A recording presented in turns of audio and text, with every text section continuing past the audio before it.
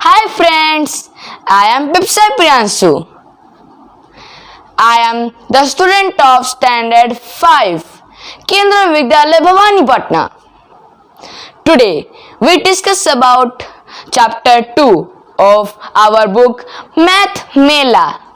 तो हमारा मैथ मेला बुक का जो चैप्टर 2 है उसका नाम है फ्रैक्शंस। फ्रैक्शन चैप्टर का पेज नंबर 22 में जो एक्सरसाइजेस हैं आज हम उसे सॉल्व करेंगे। तो पहले हम सॉल्व करेंगे question number 1। Fill in the blanks with equivalent fractions, यानी हमें इक्विवेलेंट फ्रैक्शन के साथ ब्लैंक्स को भरना है। There may be more than one answer, हर एक क्वेश्चन का एक से भी ज्यादा आंसर हो सकते हैं। इक्विवेलेंट फ्रैक्शन क्या है ये हमें पता है, मैं बस सिर्फ डेफिनेशन कह देता हूँ। The fraction obtained by multiplying और dividing the same natural number with numerator and denominator is called equivalent fraction. Numerator और डिनोमिनेटर में जो सेम नेचुरल नंबर मल्टीप्लाई करने के बाद जो न्यू फ्रैक्शन निकलता है उसे हम इक्विवेलेंट फ्रैक्शन कहते हैं। मतलब न्यूमरेटर में जो नेचुरल नंबर को हम मल्टीप्लाई किए हैं उसी नेचुरल नंबर को हमें डिनोमिनेटर के साथ भी मल्टीप्लाई करना पड़ेगा। These are the questions. सो मुझे इसका इक्विवेलेंट फ्रैक्शन निकालना है। जैसा कि मैंने आपको बताया था, जैसे हम जिस नेचुरल नंबर को न्यूमरेटर के साथ मल्टीप्लाई कर रहे हैं डिनोमिनेटर में भी उतना ही मल्टीप्लाई करना होगा। यहाँ पर जो फर्स्ट फ्रैक्शन दिया गया है वो है 1/7। तो मुझे इसका इक्विवेलेंट फ्रैक्शन निकालना है। मैं यहाँ पर नेचुरल नंबर 2 मल्टीप्लाई करूंगा। 1 into 2/7 into 2। जैसे कि मैंने आपको बताया था, हम न्यूमरेटर में जितना मल्टीप्लाई कर रहे हैं डिनोमिनेटर में भी हम उतना ही मल्टीप्लाई करेंगे। तो इसका आंसर निकल गया 1 into 2 2, 7 2 जा 14। तो ये जो न्यू फ्रैक्शन आया 2/14 ये 1/7 का इक्विवेलेंट फ्रैक्शन है। अगर हम यहाँ 2 के अलावा दूसरा नेचुरल नंबर मल्टीप्लाई करते तो दूसरा आंसर आता, इसीलिए यहाँ पर बोला गया है there may be more than one answer, यानी हर एक क्वेश्चन का एक से भी ज्यादा आंसर निकल सकता है। तो अब हम बढ़ेंगे अपने नेक्स्ट क्वेश्चन की तरफ और उसमें जो फ्रैक्शन दिया गया है वो है 2/3।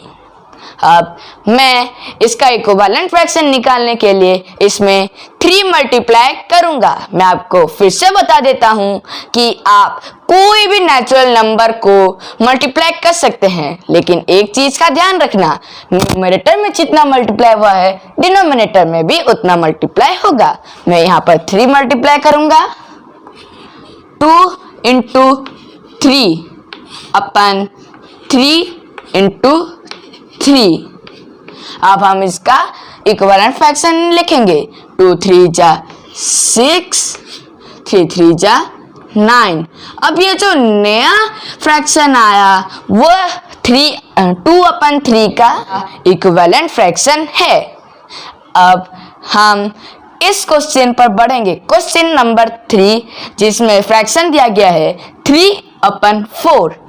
अब मैं इसका इक्विवेलेंट फ्रैक्शन निकालूंगा और मैं इसमें 4 मल्टीप्लाई करूंगा। 3 into 4/4 into 4 is equal to 4 3 जा 12,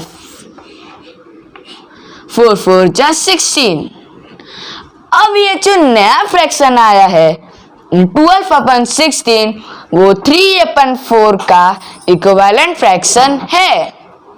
अब करेंगे फोर्थ क्वेश्चन और इसमें जो फ्रैक्शन दिया गया है वो है 3/5।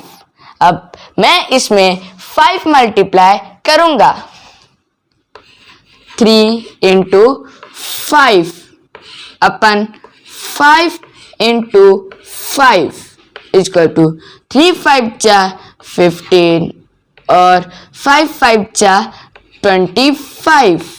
तो ये जो नया फ्रैक्शन आया 15/25 वो 3/5 का इक्विवेलेंट फ्रैक्शन है।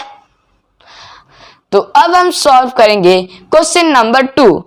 Put a tick against the fractions that are equivalent. यानी यहाँ पर 4 क्वेश्चंस दिए गए हैं, इन चारों में से जो इक्विवेलेंट फ्रैक्शंस है हमें उसमें टिक लगाना है। और पहले क्वेश्चन में 2 फ्रैक्शंस दिए गए हैं 2/3 एंड 3/4। ये इक्विवेलेंट फ्रैक्शन है या नहीं ये जानने के लिए हम न्यूमरेटर को न्यूमरेटर के साथ कंपेयर करेंगे और डिनोमिनेटर को डिनोमिनेटर के साथ कंपेयर करेंगे। यानी एक न्यूमरेटर दूसरे न्यूमरेटर का मल्टीपल या फैक्टर होता है कि नहीं, या तो फिर डिनोमिनेटर उस दूसरे डिनोमिनेटर का मल्टीपल या फैक्टर होता है कि नहीं।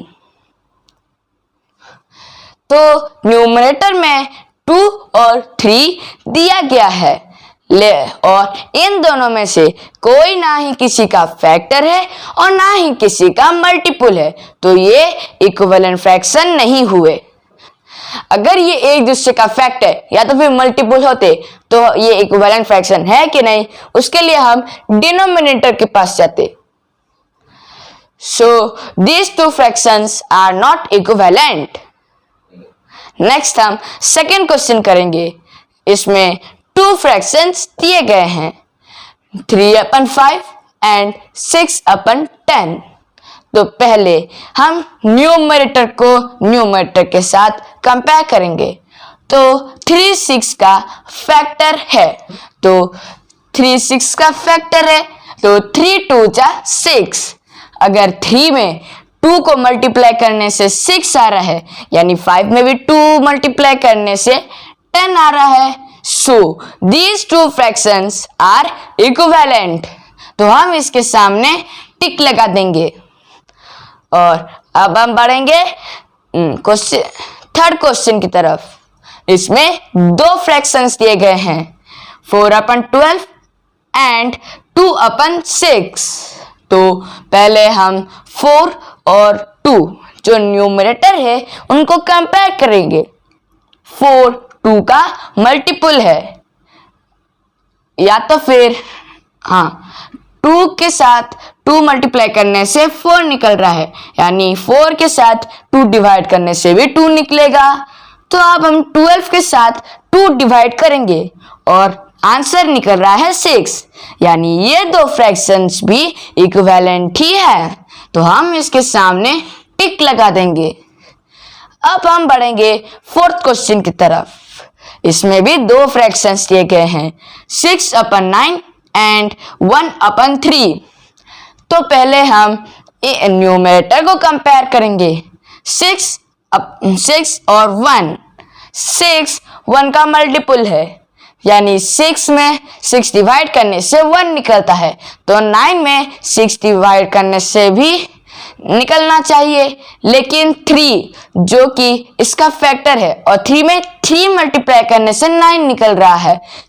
यहाँ पर 6 में 6 डिवाइड करने से 1 निकलता है, लेकिन 9 में 6 डिवाइड करने से 3 नहीं निकलता, तो ये दोनों इक्विवेलेंट फ्रैक्शन नहीं हुए। तो अब हम बढ़ेंगे क्वेश्चन नंबर 3 की तरफ। आइए पढ़ते हैं। Fill in the boxes such that the fractions become equivalent। यहाँ पर हर एक क्वेश्चन में तो 2 फ्रैक्शंस दिए गए हैं, लेकिन कुछ फ्रैक्शंस में न्यूमरेटर नहीं दिया गया तो कुछ फ्रैक्शन में डिनोमिनेटर नहीं दिया गया। हमें एक ऐसा नंबर लिखना है कि वो 2 फ्रैक्शन इक्विवेलेंट फ्रैक्शन बन जाए। तो पहला क्वेश्चन है 2/5 (10).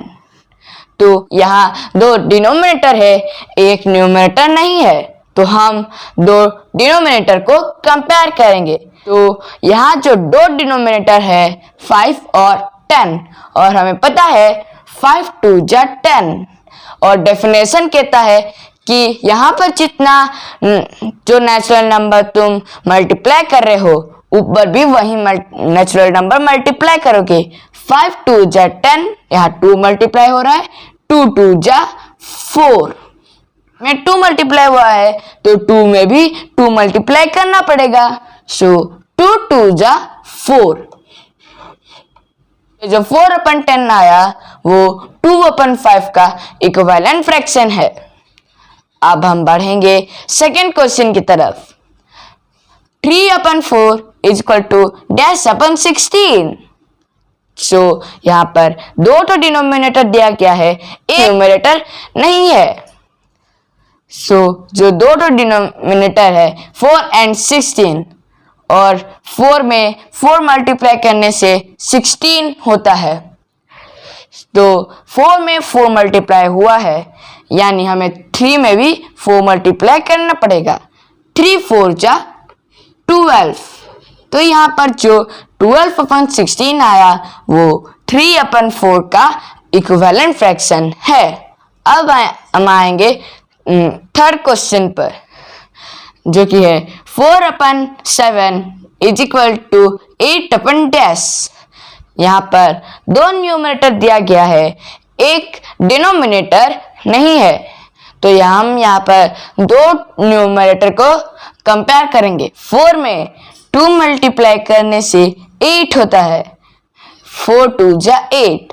हम 4 में 2 मल्टीप्लाई किए हैं यानी 7 में भी 2 मल्टीप्लाई करेंगे, 7 2 जा 14। तो यह जो 8/14 आया वो 4/7 का इक्विवेलेंट फ्रैक्शन है। अब हम क्वेश्चन नंबर 4 की तरफ बढ़ेंगे जो कि है 5/9 इज इक्वल टू 25/10। सो 5 5 जा 25। हम यहाँ पर 5 के साथ 5 मल्टीप्लाई किए हैं यानी 9 के साथ भी 5 मल्टीप्लाई करेंगे। 9 5 जा 45। सो ये जो नया फ्रैक्शन आया 25/45 वो 5/9 का इक्विवेलेंट फ्रैक्शन है। सो इस वीडियो में हम पेज नंबर 22 के एक्सरसाइज किए हैं। अगले वीडियो में हम और भी एक्सरसाइजेस करेंगे। So thank you all and have a nice day ahead.